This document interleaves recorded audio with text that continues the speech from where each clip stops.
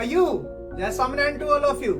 Today we will discuss about plant life cycle and alternation of generation on my channel Biology by Siddharth Sir. Audio Jungle.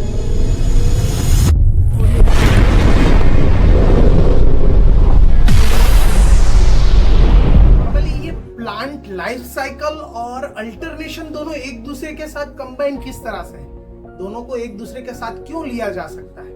Normally क्या होता है कि plant के अंदर haploids भी हो सकते हैं, डाइप्लॉइड्स भी हो, प्लांट की जो लाइफ साइकिल हैप्लॉइड डाइप्लॉइड्स हो सकती है। लेकिन ये अल्टरनेशन एग्जैक्टली क्या है, तो प्लांट के अंदर क्या होता है कि नॉर्मली अगर हैप्लॉइड्स प्लांट की बात करें तो नॉर्मली हैप्लॉइड प्लांट होते हैं, उनके अंदर माइटोटिक डिवीजन के थ्रू उसके अंदर गैमेट्स प्रोड्यूस होते हैं, जिसके थ्रू हम उसे गैमेटोफाइट्स बोल सकते हैं। उसके बाद दो गैमेट्स एक दूसरे के साथ फ्यूज होंगे, जाइगोट बनेगा।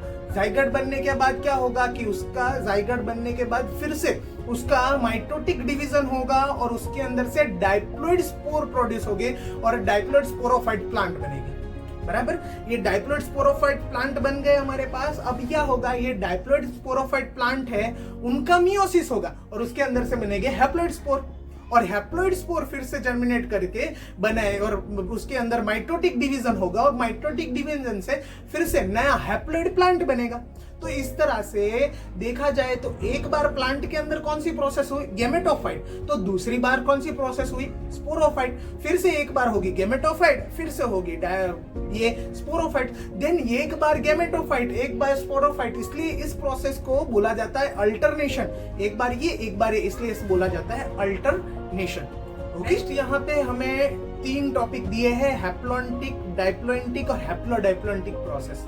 इसके अंदर हम बात कर रहे हैं हैप्लॉन्टिक प्रोसेस की। तो इनके अंदर क्या होगा कि नॉर्मली जब जाइगोट का फॉर्मेशन होता है, पहले जाइगोट का फॉर्मेशन होगा और जाइगोट का मियोसिस डिवीजन होगा, माइटोटिक डिवीजन होगा, उसी वक्त सिर्फ उसी टाइम पे नॉर्मली ये स्पोरोफाइट्स होगा, वो फेज होगा। बाकी सारे टाइम पे इस प्लांट के अंदर फेज कौन सा होगा, तो गैमेटोफाइट्स फेज होगा। तो उस वाली प्लांट के अंदर जो प्रोसेस है उसे बोला जाएगा हैप्लॉन्टिक प्रोसेस।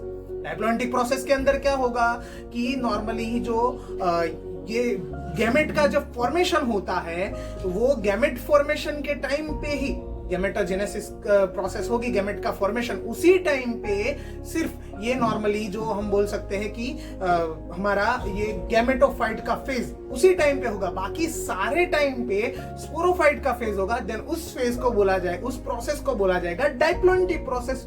अब बात कर रहे हैं लास्ट हैप्लोडाइप्लॉन्टिक प्रोसेस। तो इनके अंदर क्या होगा, हाफ टाइम पे गैमेटोफाइट मेन डोमिनेंट होगा और हाफ टाइम पे स्पोरोफाइट डोमिनेंट होगा।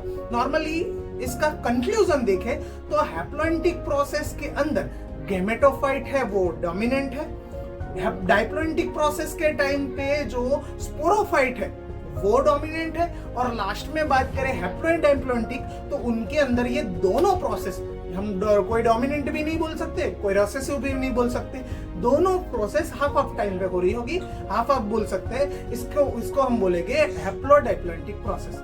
और इन सब के एग्जांपल्स मैंने यहाँ पे आपको दिया है।